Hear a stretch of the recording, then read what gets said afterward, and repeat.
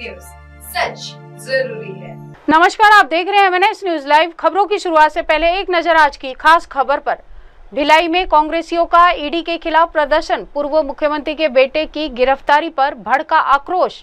पूर्व मुख्यमंत्री भूपेश बघेल के बेटे चैतन्य बघेल की गिरफ्तारी के विरोध में भिलाई में कांग्रेस कार्यकर्ताओं ने जमकर विरोध प्रदर्शन किया। जगह जगह प्रवर्तन निदेशालय का पुतला दहन किया गया, जिससे पुलिस और कांग्रेसियों के बीच तीखी झड़प देखने को मिली। कांग्रेसियों ने केंद्र सरकार के खिलाफ जमकर नारेबाजी की और आरोप लगाया है कि केंद्र और विष्णुदेव साय सरकार के इशारों पर केंद्रीय एजेंसियों का दुरुपयोग हो रहा है। उन्होंने कहा कि जो व्यक्ति राजनीति में भी नहीं है, उसे फंसाने की साजिश की जा रही है। भिलाई के पार्षद राजेश चौधरी और युवा कांग्रेस पदाधिकारी आकाश कनौजिया ने भाजपा पर कांग्रेस की छवि धूमिल करने और निर्दोषों को फंसाने का आरोप लगाया है। उन्होंने दृढ़ता से कहा है कि सरकार चाहे कुछ भी कर ले, कांग्रेस के इरादे पक्के हैं और वे कभी सफल नहीं हो पाएंगे। उन्होंने चेतावनी दी है कि आगामी चुनाव में इसका परिणाम देखने को मिलेगा और कांग्रेस पूरे प्रदेश में बहुमत से अपनी सरकार बनाएगी। पूर्व मुख्यमंत्री माननीय भूपेश बघेल जी के पुत्र को कल ईडी द्वारा 4-5 दिवस का रिमांड लिया गया है। शराब घोटाले से संबंधित इस मामले को लेकर मैं आपको बताना चाहूँगा, इसके पूर्व में मनी लॉन्ड्रिंग के मामले में सुप्रीम कोर्ट ने छत्तीसगढ़ के शराब घोटाले के मामले को खारिज कर दिया था, जिसमें शराब घोटाले के सारे आरोपियों को न्यायालय ने केस खारिज होने के बाद छोड़ दिया था। जब ईडी और सुप्रीम कोर्ट के खारिज करने के बाद इनका दिल नहीं भरा तो इन्होंने छत्तीसगढ़ शासन का EOW को लगाकर फिर से उनको जेल में भेज दिया। ये मंशा समझ में आती है ये विरोधी पार्टी की कि एन केन प्रकरण जिसको सुप्रीम कोर्ट खारिज कर रहा है, उसके बावजूद भी छत्तीसगढ़ सरकार EOW से गिरफ्तार कर रही है और उस मामले को लगभग 4-6 महीने बीत गए हैं और उस मामले को दोबारा जिंदा कर मुख्यमंत्री जो लगातार भाजपा सरकार को काउंटर कर रहे हैं, उनकी गलत नीतियों को उजागर कर रहे हैं, वो लगातार मुखर चल रहे हैं भूपेश बघेल जी। तो उनको छोड़कर उनके पुत्र को ईडी का जो कल घटना हुई है, ईडी ने जो गिरफ्तार किया है, हम उसकी निंदा करते हैं और ये जो तानाशाही चल रही है उसके खिलाफ में आज हमने पुतला दहन किया है और ये लगातार चलता रहेगा। देखिए, कल जो कि विधानसभा में इतना महत्वपूर्ण दिन था, कांग्रेस के जो विधायक दल की सर्वसम्मति से निर्णय हुआ था कि छत्तीसगढ़ में जो व्याप्त भ्रष्टाचार एवं जो लगातार समस्याएं चल रही है, जंगल कटने से लेके लगातार हत्याएं, अपराध पे लगाम नहीं लगने की, वह सभी मुद्दे कल विधानसभा सत्र के दौरान उठाने वाले थे। किंतु ऐसे समय में विपक्ष के सर्वमान्य नेता के घर पे ईडी की रेड मारकर उन्होंने यह साबित कर दिया कि वो विपक्ष की आवाज़ को दबाना चाह रहे। पर मैं भाजपा की सरकार को, सरकारी एजेंसियों को बताना चाहता हूँ कि वह विपक्ष की आवाज़ नहीं दबा रहे, वह छत्तीसगढ़ की मूल जनता की जो भावना है, मूल जनता की जो आवाज़ है, उसकी आवाज़ को दबाने का प्रयास करे। पर मैं यह वादा करता हूँ पूरी जनता की तरफ से कि कांग्रेस पार्टी का हर एक कार्यकर्ता किसी की भी सामान्य से सामान्य इंसान की आवाज़ को दबने नहीं देगा। हम जल, प्रकृति, जंगल, रोजगार तो खैर खत्म ही हो चुके हैं, कुछ बचा ही नहीं है छत्तीसगढ़ में। पर इन सभी के मुद्दों को लेकर रोड से लेकर विधानसभा तक की लड़ाई लगातार लड़ते रहेंगे। एवं आज भिलाई में इसी के लिए रोष व्यक्त किया जा रहा है। हर ब्लॉक स्तर पर पुतला दहन किया जा रहा है ईडी का।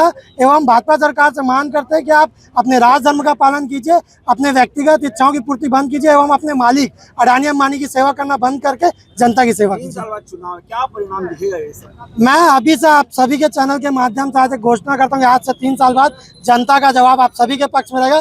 कांग्रेस पूर्ण बहुमत से सरकार बनाएगी और अभी अगर आज की डेट में भी यहाँ पे चुनाव हो जाए तो आप यहाँ पे आप कोई सर्वे करवा लीजिए, जनता की आवाज़ आपको पता चलेगी। यहाँ की जनता आज की डेट में भी भाजपा की सरकार को उखाड़ फेंकने का दम रखती है और उनकी मन की इच्छा ये है कि वो आज क्या छत्तीसगढ़ की जनता इस सरकार को बदलना चाहती है।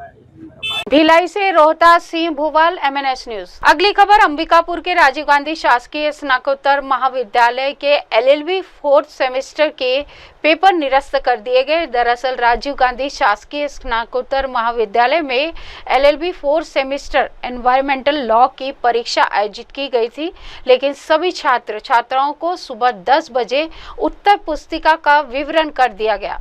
जहां प्रश्न पत्र देने का समय आया तो कॉलेज प्रबंधन ने एडमिनिस्ट्रेटिव लॉ का प्रश्न पत्र वितरण कर दिया गया, जिसके बाद छात्रों ने हंगामा शुरू कर दिया। इधर कॉलेज प्रबंधन ने अपनी गलती मानते हुए आने वाले 1 अगस्त को एनवायरमेंटल लॉ की परीक्षा लेने की बात कही है।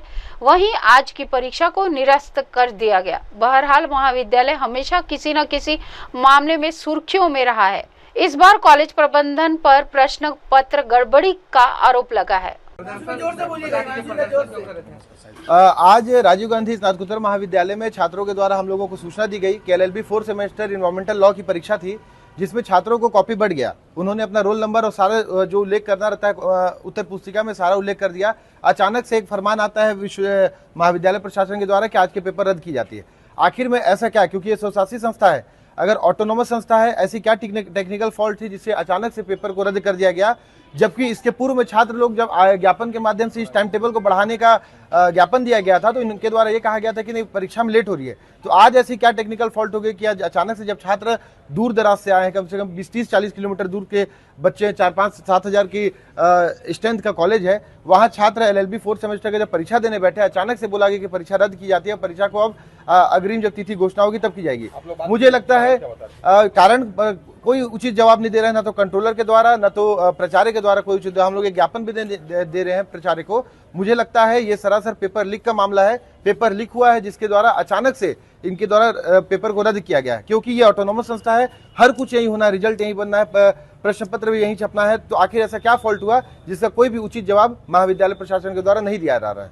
इसी के आधार पर में आज हम लोग यहाँ आंदोलन करके प्राचार्य महोदय को ज्ञापन सौंप रहे हैं। मेरा नाम है दीपक सिंह।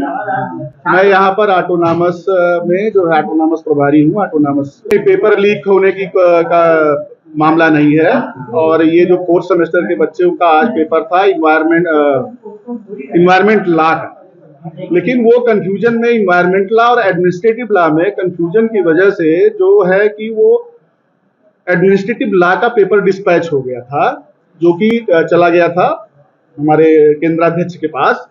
और जब पेपर ओपन होना होता है, उस समय ओपन करने के पहले ही उसमें जब उन्होंने मिलाया तो तत्काल उन्होंने हमें इन्फॉर्म किया।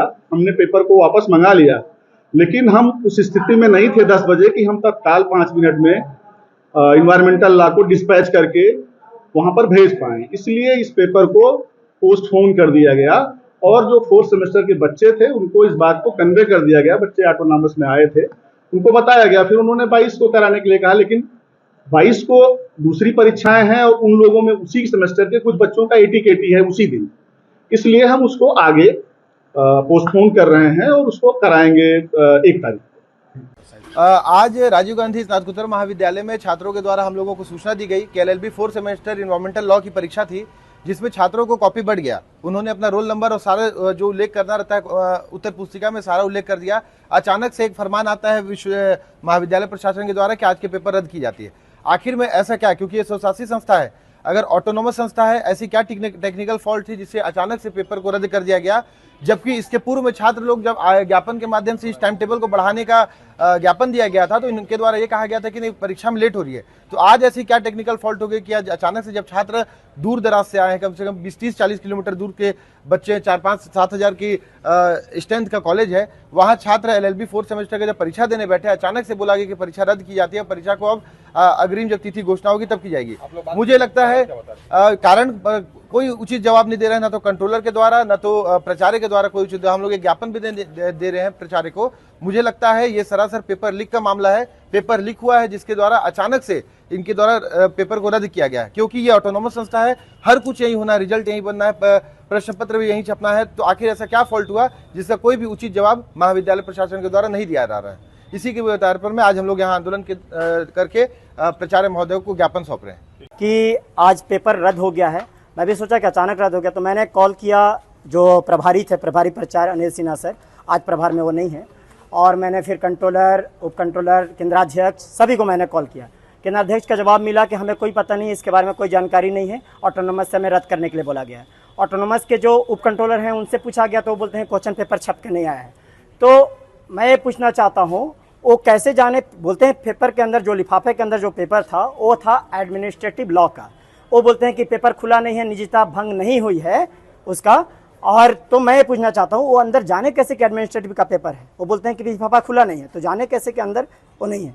सबका जवाब अलग अलग आया, अभी तक कोई संतोषजनक जवाब नहीं मिल पाया है। लापरवाही कॉलेज की है, महाविद्यालय प्रशासन की है, यहाँ के कंट्रोलर की है। कंट्रोलर जैसे कि पूर्व में ही आपको पता होगा कि जब पेपर आता है लिफाफे पहले ही केंद्राध्यक्ष के पास भेज दिए जाते हैं, 2 घंटा पहले या फिर 1 दिन पहले। लेकिन ये चुप कैसे हुई? 2 घंटा भी पहले अगर भेजा गया होगा तो आपने तो देखा होगा, मिलान किया होगा, तो फिर बच्चे को सूचना 1 घंटा पहले क्यों नहीं डाली गई? बैठने के बाद भी क्या ऐसा कारण, क्या आपको ऐसा आपत्ति आता है कि एग्जाम कैंसिल करना पड़ता है? ये बहुत ही बड़ा सवाल है। भले ये छुपाने की काम कर रहे हैं, हम लोगों ने सवाल किया और ये जवाब में नाकामी इनकी दिख रही है और छुपाने का कार्य कर रहे हैं। तो हम लोग को संतोषजनक जवाब नहीं मिल पाया है, इसलिए हमें चाहते हैं कि उचित जवाब दें और अगर गलत दोषी पाए जाते हैं तो उन पर कार्रवाई हो। इसी के साथ देश दुनिया की तमाम खबरों के साथ जुड़े रहें और देखते रहें MNS न्यूज लाइव। नमस्कार। हाय हेलो नमस्कार, मैं हूं पंकज विष्णु और आप देख रहे हैं MNS न्यूज।